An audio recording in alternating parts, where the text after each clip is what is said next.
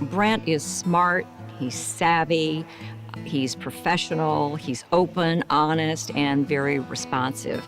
And he's also a lot of fun, and he's got a great sense of humor. And I think St. Louis is so fortunate to have Brent. I just really can't think of anybody better to receive an award for excellence in the art than Brent Benjamin. I had planned to be an architect and actually went to grad school in architecture at Rice University in Houston. And the Museum of Fine Arts in Houston is just across the street from the Rice campus. And one semester I was signing up for studio classes. There was a folder that said museum internship. And I thought, well, what's that? And so I signed up for the museum internship and worked at the MFA in Houston. I just thought it was fantastic. I loved the people, I loved the task, I loved watching the public interact with works of art in the gallery. And I thought, I think maybe this is a good direction for me.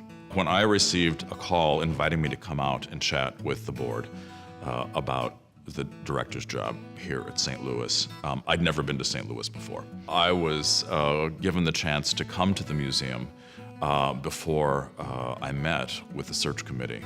And it was a snowy afternoon. The museum had closed, all the schools had closed, there was no traffic on the streets. Even the lights at the museum were off, and somebody had to scurry around to find the light switches for the museums. And I have to say, I just couldn't believe it.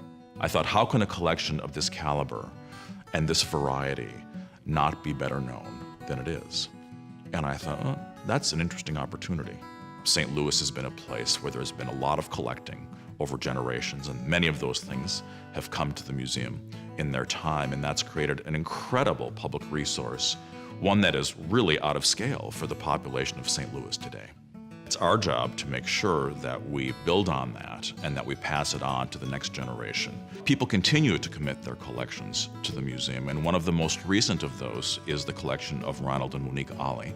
I grew up here, and I had my first exposure to any museum at the St. Louis Art Museum. And I just felt like because my mother and father exposed us to so many of the arts, and because of my first experience with art was in the St. Louis Art Museum, I thought it was very appropriate to give it to the St. Louis Art Museum. That was my first and only choice, actually.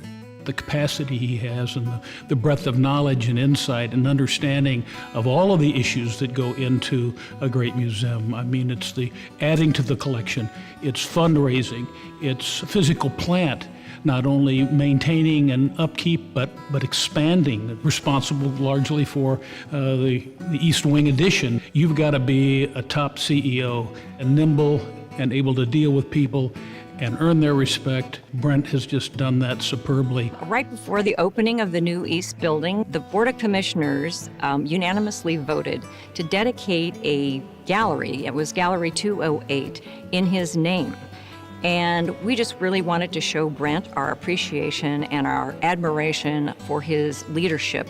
And I really don't know any other museums that have honored their directors in this way. We did 5 public sessions during the design process, sort of showing the public where we were in the design process, what the thoughts about the current plans under consideration were, and what we liked and what we didn't like about them.